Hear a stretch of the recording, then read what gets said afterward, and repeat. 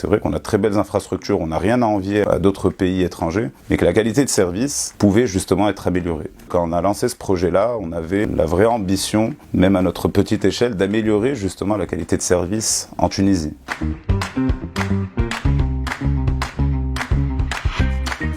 Qaïs Aïdi, 33 ans, chef d'entreprise, jeune entrepreneur, aujourd'hui directeur de l'élection du service client de l'année. Alors, élu service client de l'année, c'est avant toute chose un label qui a été créé en France en 2007. Un label qui a pour but d'évaluer la qualité de la relation client des entreprises. Ce label-là s'est développé à l'international, notamment en Espagne, au Royaume-Uni, au Maroc, en Tunisie et en Allemagne. Et l'idée de base, c'est vraiment l'amélioration de la relation client des entreprises. Comment j'ai eu cette idée, moi, en fait, finalement, de lancer le service client de l'année? C'est que j'ai voyagé un peu dans le monde. Donc, j'ai visité des pays qui étaient très beaux, mais où la qualité de service était extraordinaire. Et forcément, on a toujours le cœur qui nous rappelle notre beau pays, la Tunisie. Et on se dit, des fois, c'est dommage. C'est vrai qu'on a très belles infrastructures, on n'a rien à envier à d'autres pays étrangers, mais que la qualité de service pouvait justement être améliorée. On en a clairement besoin, le citoyen en a besoin. Il y a une confiance à rétablir entre le consommateur et l'entreprise. Et tout ça, ça passe par une qualité de la relation client et des services optimales. Un bon service client. Ça va commencer avec donc de la rapidité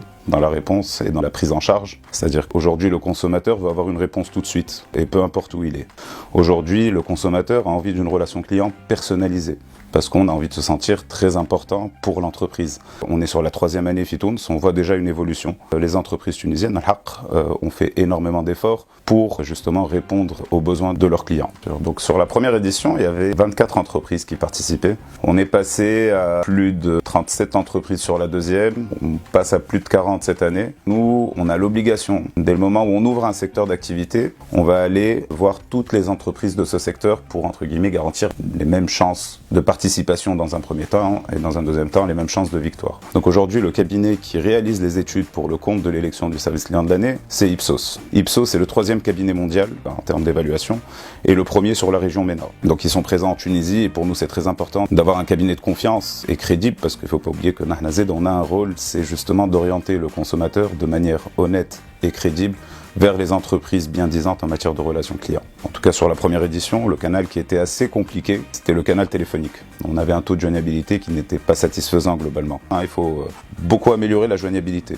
On n'arrive pas, on va dire, aux 85% de taux de joignabilité qui serait optimal, entre guillemets, ou acceptable. Ça a commencé à s'améliorer l'année dernière, et surtout sur des entreprises qui ont participé finalement sur 2 éditions d'affilée, c'est-à-dire qu'elles ont commencé à utiliser le rapport d'études qu'on leur remet, parce que l'élu service client de l'année, c'est vrai qu'on voit le label, on voit le logo, on se dit que ce n'est qu'un label, et avant toute chose, nous, ce qu'on met en avant, c'est surtout le rapport d'études.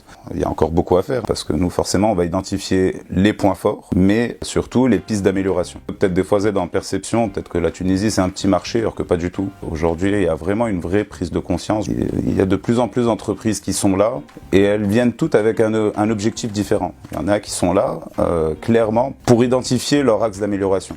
Donc elles nous disent, on est là, vraiment, on veut d'abord le rapport d'études, après ça ne pourra être qu'une fin heureuse si on est lauréat. Donc c'est très bien qu'il y ait cette belle prise de conscience. Je vais dire très honnêtement, la majorité prennent ce projet à cœur, parce que forcément on leur explique, ce n'est pas qu'un label, c'est-à-dire qu'il ne faut pas rentrer à l'élection du service client de l'année uniquement pour gagner. Nous on est là juste pour analyser, pour observer, pour évaluer, mais après c'est eux qui font tout le travail et elles ont beaucoup de mérite pour l'avoir fait.